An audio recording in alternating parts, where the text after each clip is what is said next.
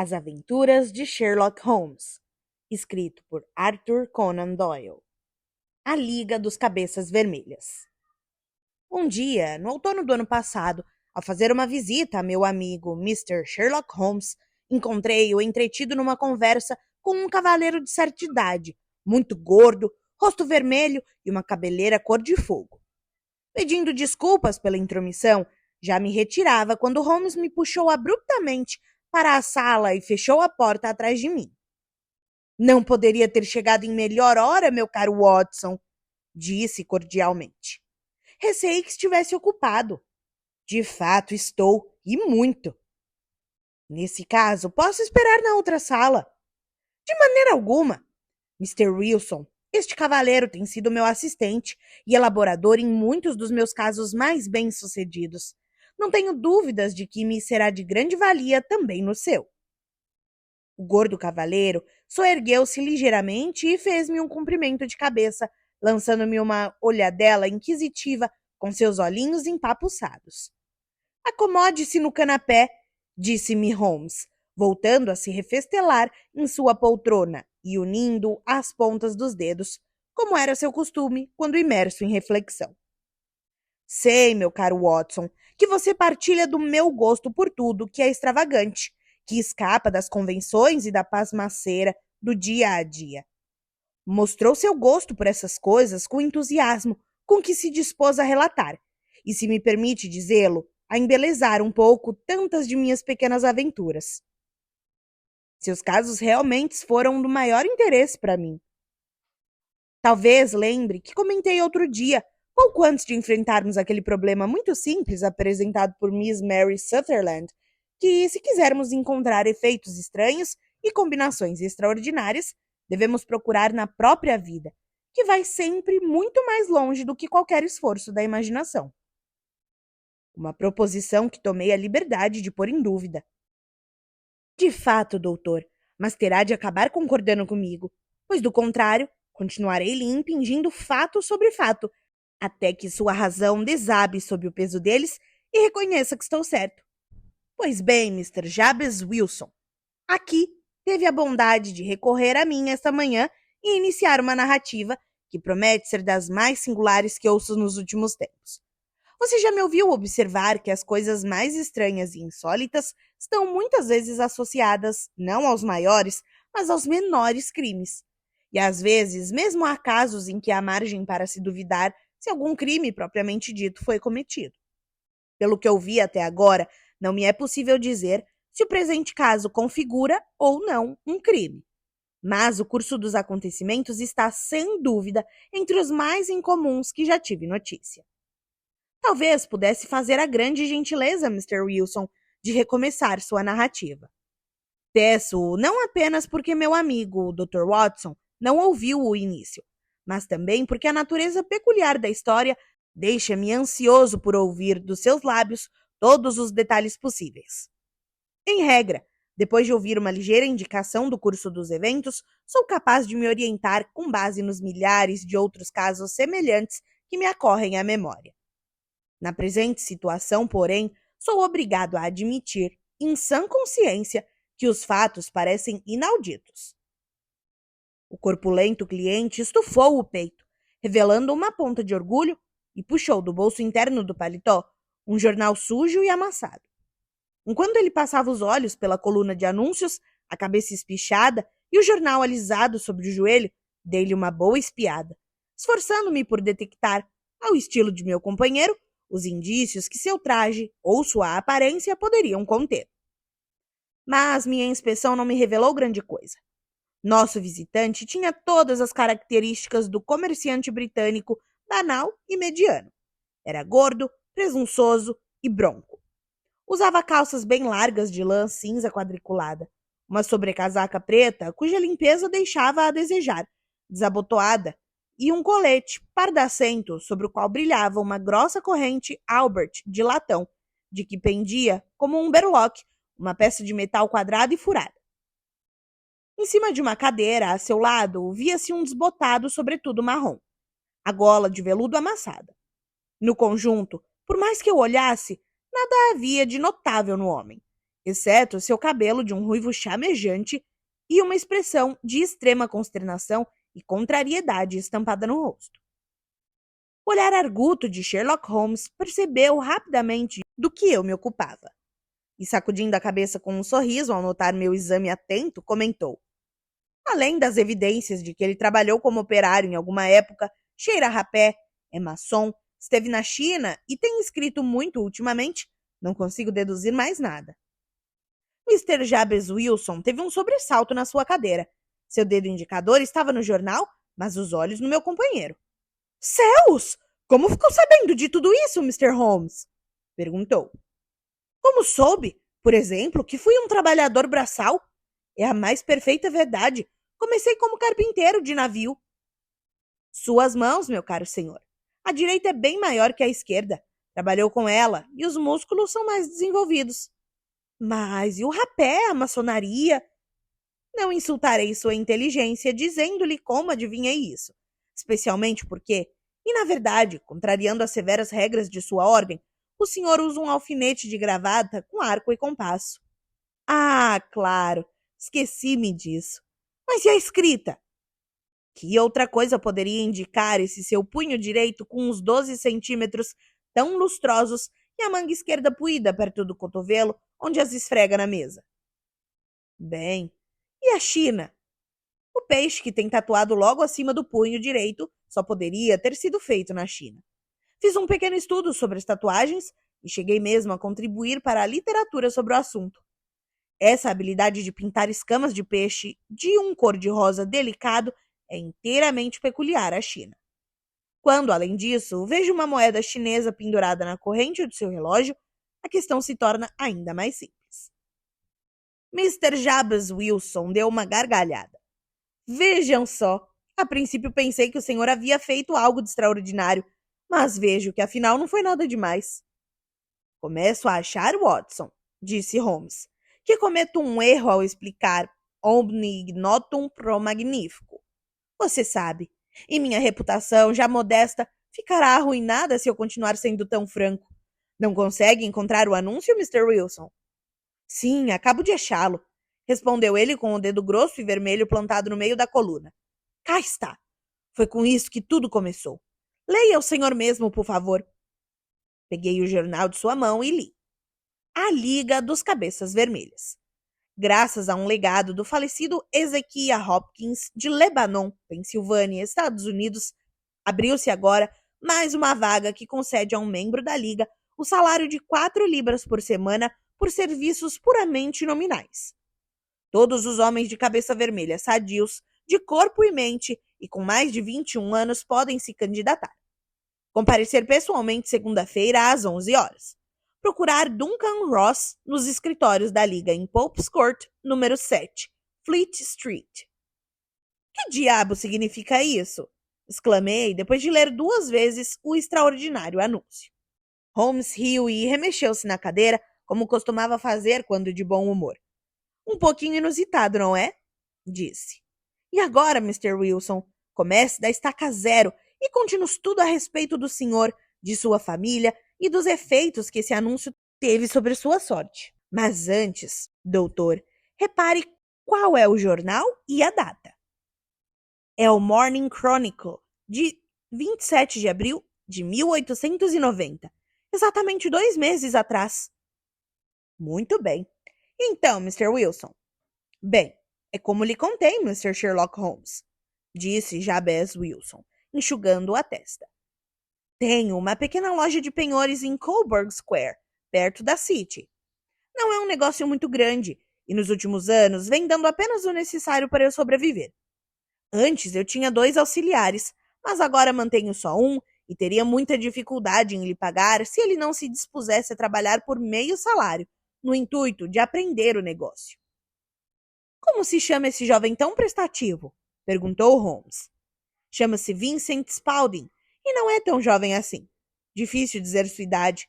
Eu não conseguiria encontrar auxiliar mais inteligente, Mr. Holmes, e sei muito bem que ele poderia estar numa situação melhor e ganhar o dobro do que posso lhe pagar. Mas, afinal de contas, se está satisfeito, por que eu lhe meteria ideias na cabeça? Realmente, por quê? Parece ter muita sorte em conseguir um empregado por menos do que o preço de mercado. Não é uma experiência comum entre os empregadores hoje em dia. Tenho a impressão de que seu auxiliar é tão notável quanto esse anúncio. Ah, ele tem seus defeitos também, disse Mr. Wilson. Nunca vi um sujeito que gostasse tanto de fotografia. Fica por aí batendo instantâneos com sua câmera quando deveria estar aperfeiçoando a mente, e depois se enfia no porão como um coelho na toca para revelar seus retratos. Esse é o seu maior defeito. Mas, no geral, é um bom trabalhador, não tem vícios. Ele continua com o senhor, suponho. Sim, ele e uma mocinha de 14 anos, que cozinha o trivial e arruma a casa. São as únicas pessoas que moram comigo, porque sou viúvo e não tive filhos. Vivemos uma vida muito pacata, os três. Temos um teto sobre nossas cabeças e pagamos as nossas contas. Praticamente só isso. A primeira coisa que mexeu conosco foi esse anúncio. Spalding entrou pelo escritório adentro. Fez exatamente 8 semanas hoje, com esse jornal mesmo na mão. E disse: Sabe, Mr. Wilson, eu gostaria muito de ser bem ruivo. Mas por quê? Perguntei. Ora, respondeu ele. Surgiu mais uma vaga na Liga dos Cabeças Vermelhas. Representa uma pequena fortuna para o sujeito que abocanhá-la. E tenho a impressão de que, como há mais vagas que candidatos, os fiduciários não sabem o que fazer do dinheiro. Se meu cabelo mudasse de cor, aí estaria uma caminha pronta já para eu me deitar. Mas que história é essa? Perguntei. O senhor compreende, Mr. Holmes? Sou um homem muito caseiro, e como meus clientes vêm a mim, em lugar de eu ter de sair à procura deles, eu passava muitas vezes semanas sem pôr o pé na rua. Assim, não sabia muito bem o que andava acontecendo por aí e ficava sempre satisfeito de ouvir notícias. Nunca ouviu falar da Liga dos Cabeças Vermelhas? Perguntou-me Spalding, arregalando os olhos. Nunca. Isso muito me espanta, pois o senhor mesmo tem condições de se candidatar a uma dessas vagas. E o que se ganha com isso? Perguntei. Ah, a bagatela de umas 200 libras por ano. Mas o trabalho é leve, não precisa interferir muito nas outras ocupações do sujeito. Bem, é fácil imaginar que aquilo me deixou de orelha em pé, pois os meus negócios não vêm indo lá muito bem há alguns anos, e umas 200 libras extras viriam muito a calhar. Explique-me essa história toda, pedi a Spalding. Bem, disse ele, mostrando-me o anúncio. Pode ver por si mesmo que surgiu uma vaga na Liga. Aí está o endereço onde pode obter mais detalhes. Pelo que sei, a Liga foi fundada por um milionário americano, Ezekiah Hopkins, que era muito excêntrico. Ele próprio tinha a cabeça vermelha e sentia grande solidariedade por todos os homens muito ruivos. Assim, quando morreu, descobriu-se que deixara sua enorme fortuna na mão de fiduciários, instruindo-os a aplicar os juros em troca de serviços fáceis para homens que tivessem o cabelo dessa cor. Pelo que ouvi dizer, é um salário esplêndido por muito pouco trabalho. Mas, atalhei, milhões de ruivos se candidatariam. Não tantos quanto poderia pensar, disse-me Spalding. As vagas destinam-se apenas a londrinos maiores de idade. Esse americano começou a fazer fortuna em Londres quando jovem e queria dar algo de bom em troca à sua antiga cidade. Além disso, ouvi dizer ainda que não adianta a pessoa se candidatar se tiver o cabelo apenas levemente avermelhado ou vermelho escuro. É preciso ter uma cabeleira de um vermelho realmente vivo, chamejante, cor de fogo. Por exemplo, se quisesse se candidatar, Mr. Wilson, bastaria dar um pulo lá. Mas talvez pense que não vale a pena se dar a esse trabalho por umas poucas centenas de libras, concluiu. Ora, é um fato, cavalheiros, como podem constatar por si mesmos, que meu cabelo é de um vermelho muito carregado e vivo. E por isso me pareceu que, se houvesse alguma competição nessa matéria, eu tinha mais chances do que qualquer homem que jamais vira. Como Vincent Spalding parecia tão informado sobre o assunto, achei que poderia me ser útil. Assim sendo, mandei que fechasse a loja para sair imediatamente comigo. Ávido por uma folga, ele o fez imediatamente, e partimos os dois para o endereço dado no anúncio. Espero nunca ver uma cena como aquela outra vez, Mr. Holmes. Do norte, sul, leste e oeste, todos os homens que tinham um leve matiz avermelhado no cabelo haviam marchado sobre a City para responder ao anúncio. Fleet Street estava coalhada de ruivos, e Pope's Court mais parecia o carrinho de um vendedor de laranjas. Eu não fazia ideia de que houvesse no país inteiro tantos quanto reunido por ali, por aquele único anúncio. Tinham o cabelo de todas as tonalidades de vermelho.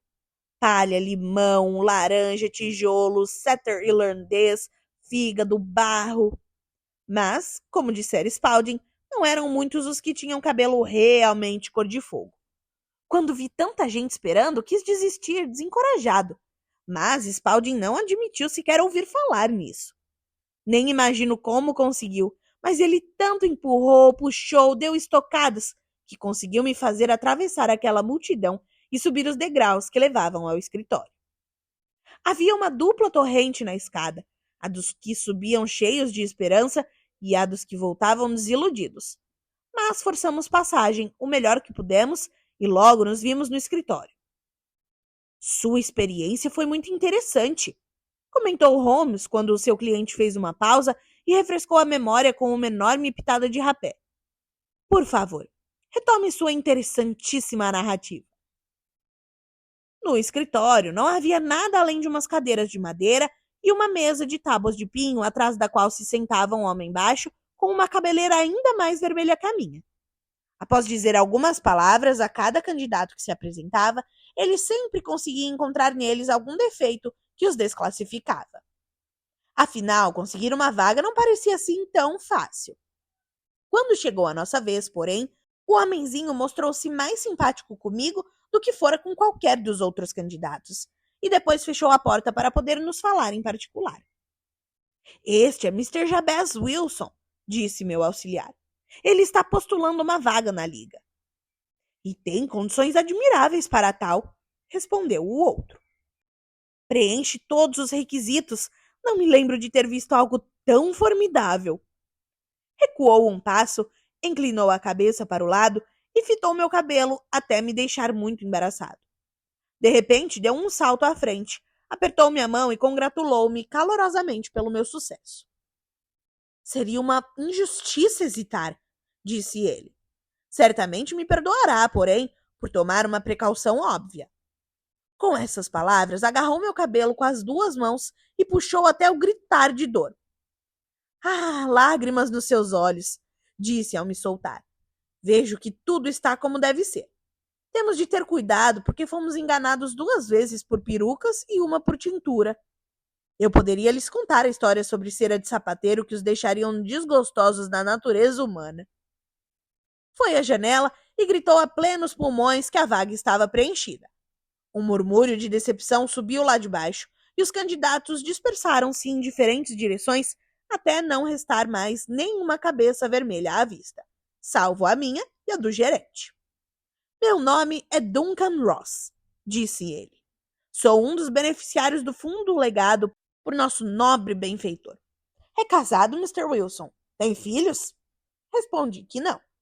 Seu rosto transfigurou-se imediatamente. Meu Deus! Disse gravemente. Isso é muito sério! Lamento ouvi-lo dizer isso. O fundo destina-se, é claro, tanto à manutenção das cabeças vermelhas quanto à sua propagação e difusão. É realmente uma lástima que seja solteiro. Fiquei muito decepcionado, Mr. Holmes. Pensei que, afinal de contas, não conseguiria a vaga. Mas, depois de refletir alguns minutos, ele declarou que estava tudo certo. Se fosse outra pessoa, disse ele, a objeção poderia ser fatal. Mas devemos ser um pouco mais flexíveis em favor de um homem com uma cabeleira como a sua. Quando poderá assumir suas novas funções? Bem, é um pouco complicado, pois já tenho um negócio. Respondi. Ora, não se preocupe com isso, Mr. Wilson, exclamou Vincent Spalding. Posso tomar conta da loja para o senhor. Qual seria o horário? Perguntei. 1:50. O maior movimento numa loja de penhores se dá à tardinha, Mr. Holmes. Sobretudo às quintas e sextas à noite, exatamente na véspera do dia do pagamento. Por isso, me seria muito conveniente faturar um pouquinho durante as manhãs. Além disso, eu sabia que meu auxiliar era uma boa pessoa e resolveria os problemas que surgissem. Para mim, isso seria muito conveniente, disse eu. E o pagamento? 4 libras por semana. E quanto ao trabalho? É puramente nominal. O que quer dizer com puramente nominal? Bem, terá de permanecer no escritório, ou pelo menos no prédio, durante todo o tempo. Se sair, perde o cargo para sempre. O testamento é muito claro a esse respeito. Estará infringindo as condições se arredar o pé do escritório durante esse período. São apenas 4 horas por dia e eu não pensaria em sair, respondi. Nenhuma desculpa será aceita, explicou Mr. Duncan Ross. Nem doença, nem negócios, nem qualquer outra coisa. Ou fica no escritório ou vai pro olho da rua. E o trabalho? É copiar a Enciclopédia Britânica. Há um exemplar do primeiro volume naquele armário. O senhor providencia suas próprias tintas, penas e mata-borrão. Nós fornecemos esta mesa e esta cadeira. Está pronto para começar amanhã? Sem dúvida.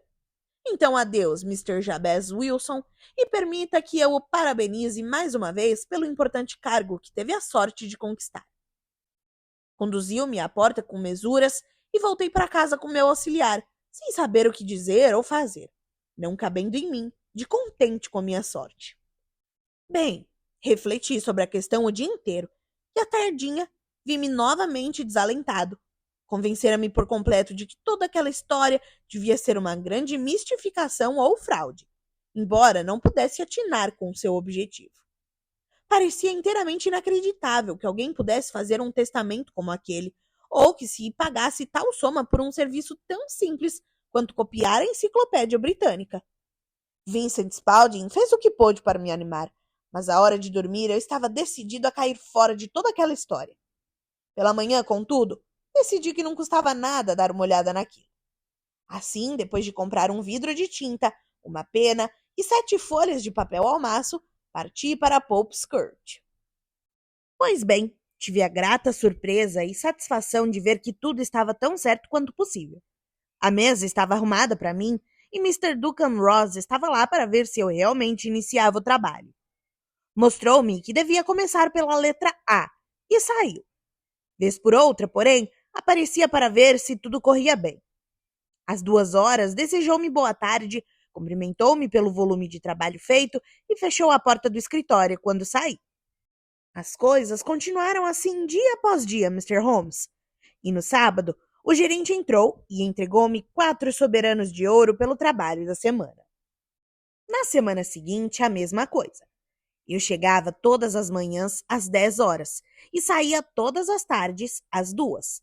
Pouco a pouco, Mr. Duncan Ross começou a aparecer apenas uma vez pela manhã. Depois de certo tempo, passou a não aparecer mais. Mesmo assim, é claro, nunca me atrevia a deixar a sala um só instante, pois não sabia ao certo quando ele poderia vir e era um emprego tão bom, me convinha tanto que não correria por nada o risco de perdê-lo. Passaram-se 8 semanas dessa mesma maneira.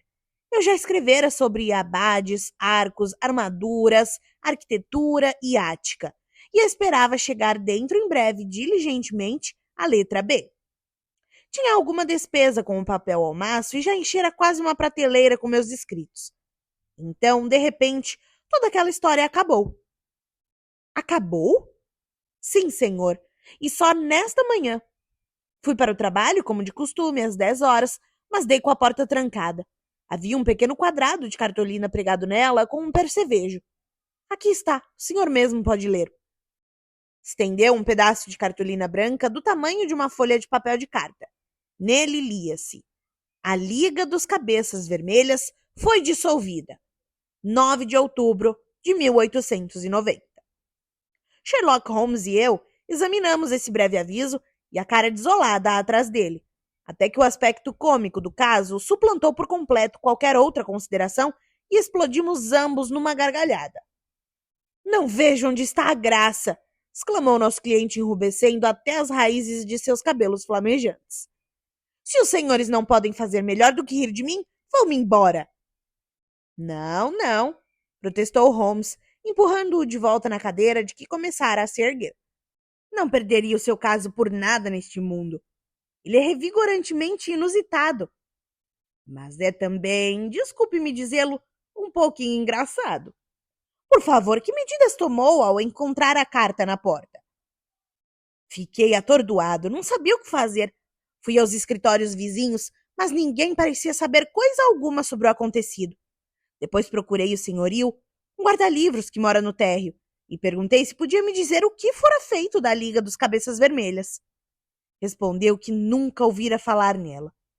Perguntei-lhe então quem era Mr. Duncan Ross. Respondeu-me que o nome era novo para ele.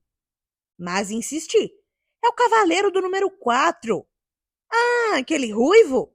Ele mesmo. Ah, respondeu. Chama-se William Morris.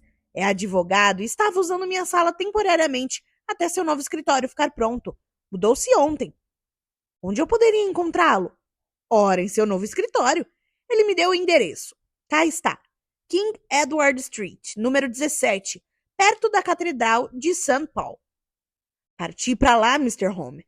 Mas quando cheguei lá, era uma fábrica de joalherias e ninguém ali jamais ouvira falar de William Morris, nem de Duncan Ross. Que fez depois? Perguntou Holmes. Voltei para casa, na Saxe-Coburg Square, e aconselhei-me com meu auxiliar. Mas ele só pôde me dizer que se eu esperasse, receberia alguma comunicação pelo correio. Mas isso não me deixou satisfeito. Mr. Holmes, eu não queria perder um emprego como aquele sem lutar. Por isso, como já ouvira falar que o senhor tem a bondade de dar conselhos a gente pobre que deles precisa, vim imediatamente à sua procura. Fez muito bem, disse Holmes. Seu caso é extremamente notável e terei o maior prazer em tratar dele. Pelo que me contou, parece-me possível que dele dependam questões muito mais graves do que se pensa à primeira vista. Bastante graves, disse Jabez Wilson. Afinal, perdi 4 libras por semana. No que lhe diz respeito, pessoalmente, observou Holmes, não me parece que tenha qualquer motivo de queixa contra essa extraordinária liga. Ao contrário, está, pelo que sei, cerca de 30 libras mais rico, para não falar dos minuciosos conhecimentos que adquiriu sobre todos os assuntos que entram sob a letra A. Eles não o fizeram perder coisa alguma. Não, mas quero descobrir que negócio é esse, quem são eles e que objetivo tinham com essa brincadeira. Se é que era uma brincadeira, a minha custa. A piada saiu bem cara para eles. Custou-lhes 32 libras. Vamos nos empenhar em esclarecer esses aspectos para o senhor. Mas antes de mais nada, 1 ou 2 perguntas, Mr. Wilson. Esse auxiliar chamou sua atenção para o anúncio. Há quanto tempo ele trabalhava com o senhor? Fazia cerca de 1 mês na época. Como o encontrou? Respondeu a um anúncio. Foi o único candidato? Não, houve uns 10. Por que o escolheu? Porque era jeitoso e me sairia mais barato. Por metade do salário, na verdade. Certo. Como é ele, esse Vincent Spaulding? Baixo, atarracado, muito esperto, sem barba nem bigode, embora já tenha uns 30 anos. Tem uma mancha branca de ácido na testa. Holmes pareceu alvoroçado em sua cadeira. É o que pensei, disse. Notou por acaso se tem as orelhas furadas para usar brincos? Sim, disse-me que um cigano as furara quando era criança. Resmungou Holmes, recostando-se na poltrona, imerso em profunda reflexão. Ele continua com o senhor? Sim, estive com ele há pouco. Sua loja foi bem cuidada durante sua ausência? Não tenho do que me queixar, senhor. Nunca houve mesmo muito movimento pela manhã. É o bastante, Mr. Wilson. Terei a satisfação de lhe dar um parecer sobre o assunto em 1 ou 2 dias. Hoje é sábado. Espero que possamos chegar a uma conclusão na segunda-feira.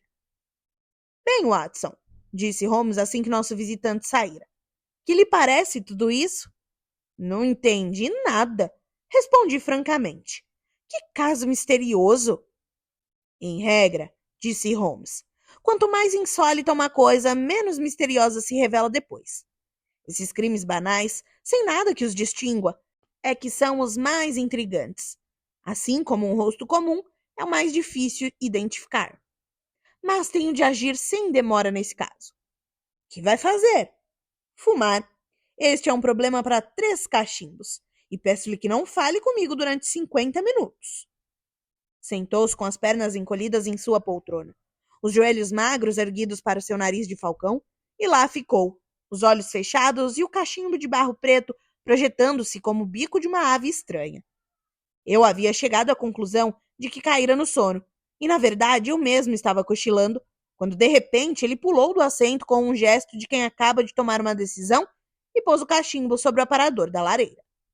Sarasate toca no St. James Hall esta tarde, anunciou. Que acha, Watson?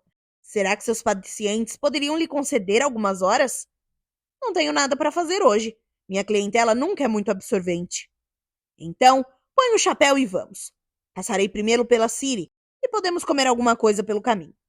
Vejo que há no programa muita música alemã, que me agrada mais do que a italiana ou a francesa. É introspectiva e quero introspecção. Vamos! Fomos de metrô até Aldersgate, e uma breve caminhada levou-nos a Saxe-Coburg Square, cenário da singular história que ouvíramos pela manhã. Era um lugarzinho acanhado de ar pretensioso. 4 fileiras de encardidas casas de tijolos de 2 andares davam para um pequeno terreno gradeado em uma relva de ervas daninhas, e algumas moitas de loureiros de jardim murchos lutavam tenazmente contra uma atmosfera enfumaçada e desfavorável. Numa casa de esquina, 3 bolas douradas e uma tabuleta marrom com o nome Jabez Wilson, em letras brancas, indicavam o local em que o nosso cliente ruivo fazia seus negócios. Sherlock Holmes parou diante da casa e, a cabeça inclinada para o lado, os olhos brilhando entre as pálpebras semicerradas, examinou-a minuciosamente. Depois caminhou devagar pela rua, voltou de novo à esquina, sempre fitando as casas atentamente. Por fim, retornou à loja de penhores e, tendo dado 2 ou 3 vigorosas bengaladas na calçada, dirigiu-se à porta e bateu. Foi imediatamente atendido por um rapaz de boa aparência, escanhoado, que o convidou a entrar. Muito obrigado. Desejava apenas perguntar como se vai daqui para o Strand. 3ª à direita, 4ª à esquerda, respondeu prontamente o auxiliar, fechando a porta. Sujeito esperto, comentou Holmes ao nos afastarmos. Na minha opinião, é o 4º homem mais esperto de Londres. Quanto à ousadia, tenho minhas suspeitas de que ocupa o 3º lugar. Já ouvi falar dele antes. É evidente, observei, que o auxiliar de Mr. Wilson tem muita importância nesse mistério da Liga dos Cabeças Vermelhas. Tenho certeza de que você só pediu a informação sobre o caminho para poder vê-lo. Não a ele. Para ver o que, então? Os joelhos de suas calças. E o que viu? O que eu esperava. Porque bateu na calçada? Meu caro doutor, este é um momento de observação, não de conversa. Somos espiões em território inimigo. Já sabemos alguma coisa sobre a Saxe-Coburg Square.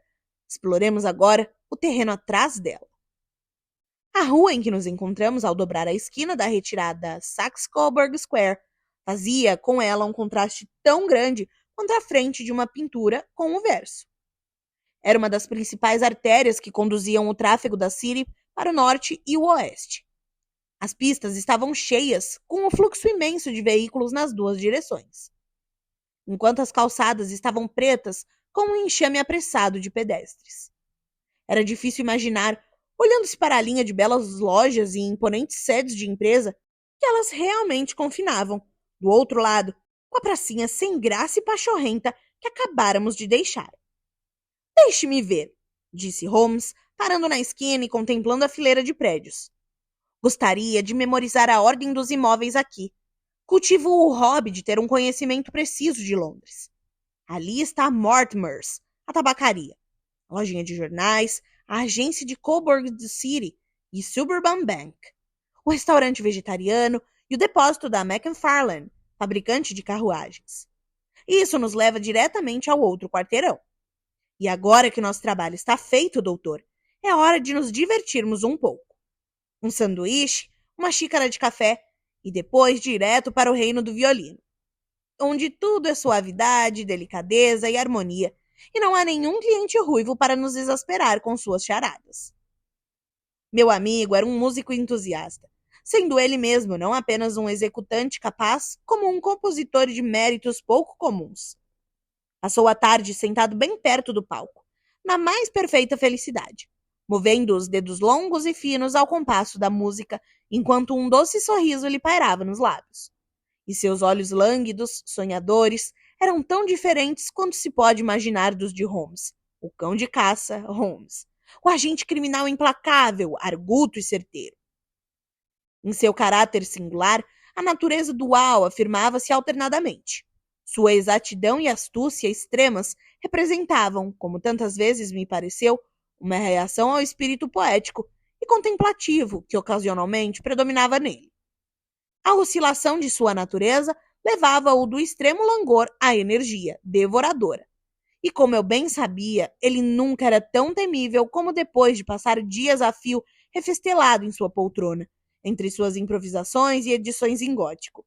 Era então que a ânsia da caça tomava conta dele subitamente e sua brilhante capacidade de raciocínio elevava-se ao nível da intuição, fazendo por fim com que os que não conheciam seu método olhassem no de esguelha, como um homem cujo conhecimento não se equiparava ao do comum dos mortais. Naquela tarde, ao vê-lo tão elevado pela música em St. James Hall, senti que maus momentos poderiam estar chegando para aqueles que se armaram para caçar. Com certeza quer voltar para casa, doutor, observou quando saímos. Sim, não seria mal. Quanto a mim, tenho providências a tomar que me ocuparão por algumas horas. Esse negócio de Cobble Square é grave. Grave por quê? Um crime considerável está sendo arquitetado. Tenho todas as razões para acreditar que teremos tempo de evitá-lo, mas o fato de hoje ser sábado complica bastante as coisas. Precisarei de sua ajuda esta noite. A que horas? Basta chegar às 10. Estarei em Baker Street às 10. Ótimo. E ouça, doutor, pode haver algum pequeno perigo. Portanto, tenha a bondade de pôr o seu revólver do exército no bolso. Fez um aceno, girou sobre os calcanhares e desapareceu num instante no meio da multidão. Acredito que não sou mais obtuso que a média das pessoas, mas sentia-me sempre oprimido por uma sensação de minha própria estupidez na minha relação com Sherlock Holmes. Naquele caso, eu ouvira o que ele ouvira, escutara o que ele escutara, e, no entanto, era evidente por suas palavras que ele percebia claramente não só o que acontecera, como o que estava prestes a acontecer, enquanto, para mim, toda a questão continuava confusa e absurda. No carro, a caminho de minha casa, em Kensington, refleti sobre tudo aquilo, desde a extraordinária história do copista ruivo da enciclopédia até a visita a Saxe-Coburg Square e as palavras agourentas com que ele se despedira de mim. Que seria essa expedição noturna e por que eu deveria ir armado? Aonde iríamos? O que faríamos? Eu tinha a pista dada por Holmes de que o auxiliar escanhoado do penhorista era um homem temível. Um homem capaz de um jogo perigoso. Tentei encaixar as peças do quebra-cabeça, mas desisti, desanimado, e pus o problema de lado até que a noite trouxesse uma explicação. Faltava um quarto para as 9 quando saí de casa. Atravessei o parque e segui pela Oxford Street até a Baker Street. Havia 2 Hampsons parados à porta e, ao cruzar o vestíbulo, ouvi vozes vindo de cima. Entrando na sala de Holmes, encontrei-o em animada conversa com 2 homens, um dos quais reconheci como Peter Jones, o agente da polícia, e o outro um homem alto, magro, de rosto triste, com um chapéu muito brilhante e uma sobrecasaca opressivamente respeitável. Ah, nosso grupo está completo, exclamou Holmes, abotoando o jaquetão e tirando do cabide seu pesado chicote de montaria. Watson, creio que conhece Mr. Jones, da Scotland Yard, não? Permita-me apresentar-lhe Mr. Merryweather, que será nosso companheiro da aventura desta noite. Como vê, doutor, estamos caçando em duplas novamente, comentou Jones com seu ar pomposo. Nosso amigo aqui é um homem maravilhoso para iniciar uma caçada. Só precisa de um velho cão para rastrear a presa. Espero que nossa caçada não acabe dando em nada, observou Mr. Merryweather, desanimado. Mr. Holmes é digno de considerável confiança, disse o policial com arrogância. Tem lá seus métodozinhos que, perdoe-me dizê-lo, são um pouquinho teóricos e fantásticos demais, mas há nele o ingrediente que fazem um detetive.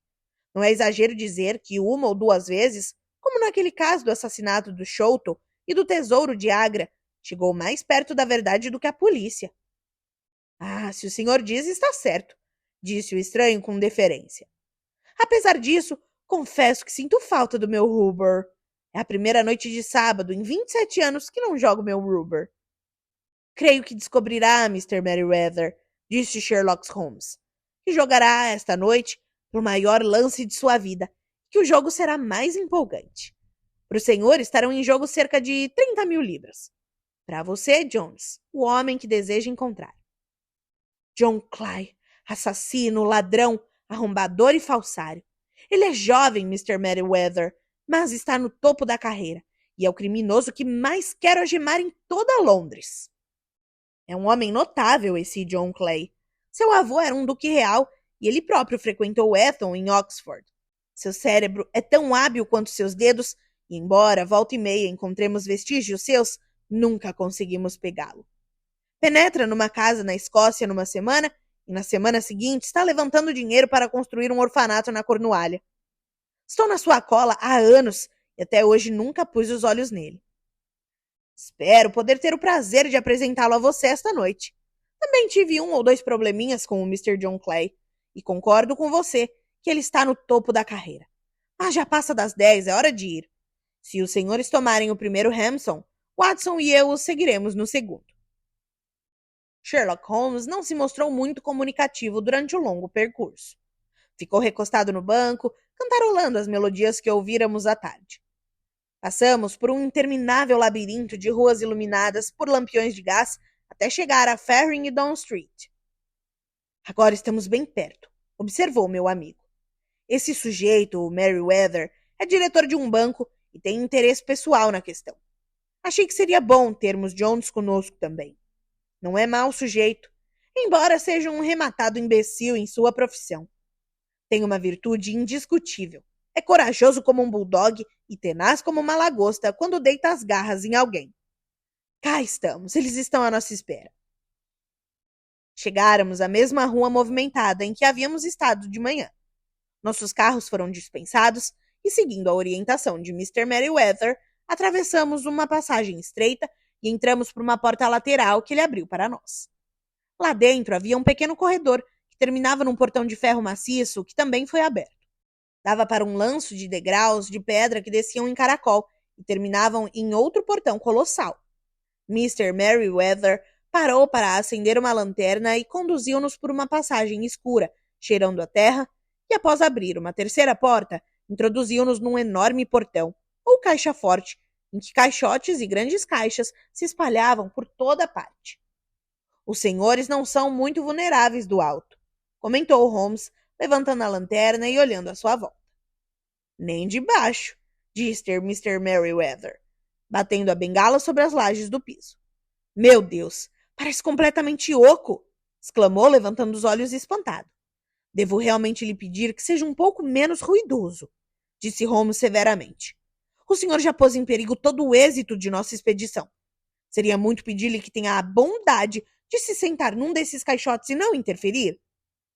O solene Mr. Merryweather empoleirou-se num caixote com uma expressão muito indignada no rosto, enquanto Holmes ajoelhava-se no chão e com a lanterna e com uma lente de aumento começava a examinar minuciosamente as fendas entre as lajes. Poucos segundos foram o bastante para satisfazê-lo, pois se levantou de um salto e enfiou a lente no bolso. Temos pelo menos 1 hora pela frente, observou, porque eles dificilmente poderão dar qualquer passo antes que o nosso bom penhorista esteja com certeza na cama.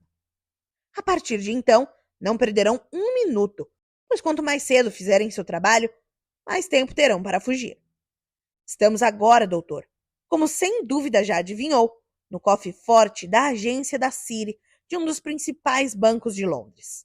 Mr. Merryweather é presidente do conselho diretor e explicará que há razões para que os mais ousados criminosos de Londres tenham considerável interesse por esse porão neste momento. É o nosso ouro francês, murmurou o diretor. Recebemos vários avisos de que poderiam tentar roubá-lo. O ouro francês dos senhores? Isso mesmo. Há alguns meses tivemos oportunidade de reforçar nossas reservas e, para esse propósito, tomamos emprestado 30 mil napoleões do Banco da França. Transpirou que não tivemos ocasião de desencaixotar o dinheiro e que ele continua em nosso porão. O caixote em que estou sentado contém 2.000 Napoleões, encaixotados entre camadas de lâminas de chumbo. Nossa reserva de barra de ouro é, neste momento, muito maior que a mantida usualmente numa única agência, e isso tem inspirado receios a nossos diretores.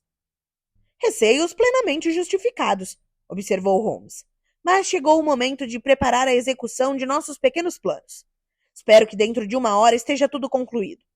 Enquanto isto, Mr. Merryweather, temos de fechar o obturador daquela lanterna. E ficar no escuro? Lamento, senhor. Trouxe um baralho no bolso. Pensei que, como estaríamos numa partie carré, poderia, afinal de contas, ter a sua partida de rubber. Mas vejo que os preparativos do inimigo estão tão adiantados que não podemos nos arriscar a acender nenhuma luz. Devemos escolher nossas posições imediatamente.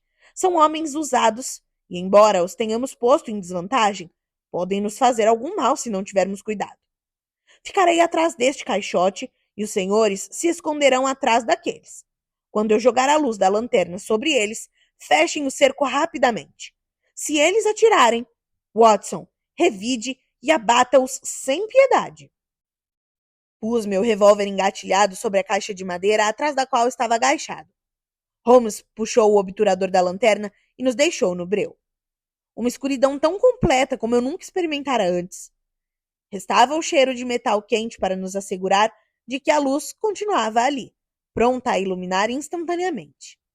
Para mim, no nervosismo extremo que a expectativa provocava, havia algo de deprimente e esmagador naquela escuridão súbita, no ar frio e úmido da caixa forte. Eles só têm uma saída, murmurou Holmes. É voltar para Saxe Coburg Square, passando pela casa. Fez mesmo o que lhe pedi, Jones? Tenho um inspetor e 2 agentes esperando na porta da frente. Então fechamos todas as saídas. Agora devemos ficar em silêncio e esperar. Como aquele tempo pareceu longo. Mais tarde, comparando anotações, vi que não passou de 1 hora e 1/4. Mas minha impressão era de que a noite devia estar quase terminada, que o dia já raiava lá em cima. Minhas pernas e braços estavam cansados e duros, porque eu não me atrevia a mudar de posição. Enquanto isso, meus nervos haviam chegado ao auge da tensão e minha audição estava tão aguçada que eu podia não só ouvir a suave respiração de meus companheiros, como distinguir a inspiração mais pesada e profunda do corpulento Jones da nota fina e suspirante do diretor do banco. De onde estava, eu podia ver o chão, além da caixa. De repente, meus olhos captaram um lampejo. A princípio, não passou de uma pálida centelha no pavimento de pedra. Depois, ela se alongou até se transformar numa risca amarela, e em seguida, sem qualquer advertência ou som, abriu-se uma fenda e apareceu uma mão branca, quase feminina, que tateou no centro da pequena área de luz. Por 1 minuto ou mais, a mão projetou-se do chão, contorcendo os dedos. Logo em seguida sumiu, tão rapidamente como surgira, e tudo mergulhou de novo na escuridão, exceto por aquela única e pálida centelha que marcava uma fissura entre as lajes. O desaparecimento da mão, porém, foi apenas momentâneo. Com o som de algo que se despedaça, rasga, lajes brancas giraram para um lado, abrindo um buraco quadrado pelo qual jorrou a luz de uma lanterna. Na borda desse buraco despontou, nitidamente, um rosto de rapazola que lançou um olhar em torno de si e, em seguida, as mãos de um lado e de outro da abertura. Ergueu-se até apoiar na beirada os ombros, a cintura e, por fim, um joelho. Dentro de mais um instante, o sujeito estava de pé ao lado do buraco, puxando para junto de si um companheiro ágil como ele, de rosto muito pálido e com uma basta cabeleira de um vermelho vivo. Tudo limpo, sussurrou. Está com a talhadeira e os sacos? Meu Deus! Pule, Archie! Pule que estou frito! Sherlock Holmes havia saltado e agarrado o intruso pelo colarinho. O outro mergulhou buraco abaixo e ouviu um som de pano se rasgando quando Jones lhe agarrou a roupa. A luz incendiu no cano de um revólver, mas o chicote de montaria de Holmes desceu sobre o punho do homem e a pistola tiniu sobre o chão de pedra. Não adianta, John Clay, disse Holmes afavelmente. Você não tem a menor chance. Estou vendo, respondeu o outro com suprema serenidade. Creio que o meu camarada se safou, embora veja que vocês lhe arrancaram as abas do paletó. Há 3 homens à espera dele na porta, disse Holmes. Ah, verdade? Parece que você fez um serviço completo. Devo cumprimentá-lo? Eu também lhe dou os parabéns, respondeu Holmes. A ideia dos ruivos foi muito original e eficaz. Você verá seu camarada já já, disse Jones. Ele se arrasta por buracos mais rápidos que eu. Agora, quieto enquanto fecho as algemas. Peço que não me encoste essas suas mãos imundas, disse o preso quando as algemas se fecharam sobre seus punhos. Talvez não saiba que corre sangue real nas minhas veias. Tenha bondade, também, de dizer senhor e por favor ao se dirigir a mim. Como queira, disse Jones, encarando-o e soltando uma risadinha. Bem, poderia Vossa Alteza ter a bondade de subir a escada para que possamos tomar o carro que o conduzirá à delegacia? Assim é melhor, disse John Clay tranquilamente. Após fazer uma profunda reverência para nós 3, retirou-se com toda a calma sob a guarda do detetive. Na verdade, Mr. Holmes, disse Mr. Merryweather, quando saímos do porão atrás dele. Não sei como o banco poderia lhe agradecer ou remunerar seus serviços. Não há dúvida de que descobriu e frustrou, de maneira cabal, uma das tentativas mais resolutas de assaltar um banco com que jamais deparei em minha experiência. Eu mesmo tinha 1 ou 2 continhas para acertar com Mr. John Clay, respondeu Holmes. Tive algumas pequenas despesas com este caso, e espero que o banco me reembolse. Fora isso, porém, sinto-me amplamente recompensado por uma experiência singular sob muitos aspectos e também por ter ouvido a extraordinária narrativa sobre a Liga dos Cabeças Vermelhas. Como vê, Watson, ele explicou, nas primeiras horas da manhã, quando tomávamos um uísque com soda em Baker Street. Era perfeitamente claro, desde o início, que a única finalidade possível daquela história fantástica da Liga e da cópia da enciclopédia era tirar do caminho nosso não muito brilhante penhorista durante certo número de horas todos os dias. Foi uma manobra curiosa, mas de fato seria difícil sugerir uma melhor.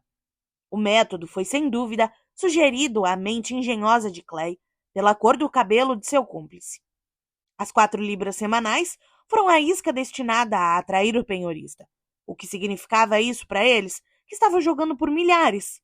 Publicam um anúncio, um dos escroques arranja um escritório temporário, o outro incita o penhorista a se candidatar e os 2 conseguem assegurar a ausência dele durante todas as manhãs da semana.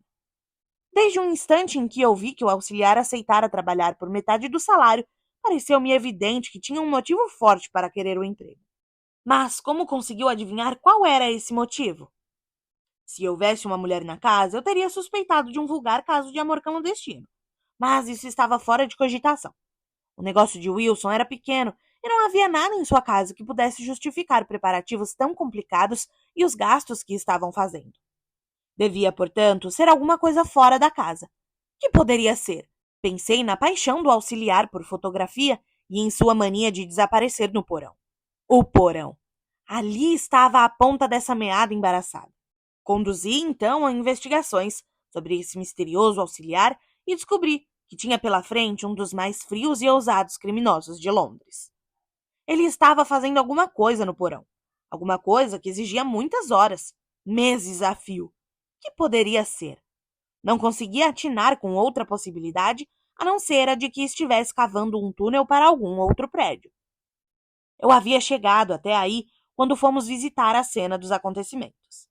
Você ficou surpreso ao me ver dar bengaladas no chão. Estava verificando se o porão se estendia à frente ou ao fundo da casa. Não era à frente. Em seguida, toquei a campainha e, como esperava, o auxiliar atendeu. Tínhamos tido algumas escaramuças, mas nunca víramos antes. Mal olhei para o rosto dele. Eram os joelhos que queria ver. Você mesmo deve ter reparado como estavam gastos, amarrotados e sujos. Falavam de todas aquelas horas de escavação. Só restava descobrir o troco de que estavam escavando. Quando ao dobrar a esquina vi que os fundos do City Suburban Bank davam para o prédio de nosso amigo, senti que resolvera meu problema. Depois que você foi para casa, terminado o concerto, fiz uma visita à Scotland Yard e ao presidente do conselho diretor do banco, com as consequências que você viu. Como sabia que era esta a noite que fariam sua tentativa? Bem, O fechamento do escritório da Liga foi sinal de que não se importavam mais com a presença de Mr. Jabez Wilson. Em outras palavras, haviam concluído o seu túnel. Mas era essencial utilizarem-no logo, pois a qualquer momento poderia ser descoberto, ou o ouro removido. Sábado seria a ocasião ideal para eles, pois lhes daria 2 dias para fugir. Por todas estas razões, eu esperava que agissem esta noite. Você raciocinou magnificamente, exclamei com sincera admiração. Apesar de ser uma cadeia de fatos tão longa, todos os elos soam convincentes. Isso me salvou do ennui, observou Holmes com um bocejo. Mas ai de mim, já o sinto fechando o cerco à minha volta. Minha vida resume-se a um longo esforço para escapar aos lugares comuns da existência. Esses probleminhas me ajudam nisso. Você é um benfeitor da raça humana. E ele deu de ombros. Bem, talvez, afinal de contas, essas coisas tenham uma pequena serventia, observou. L'homme sait rien, l'auve c'est tout, como escreveu Gustave Flaubert a George Sand.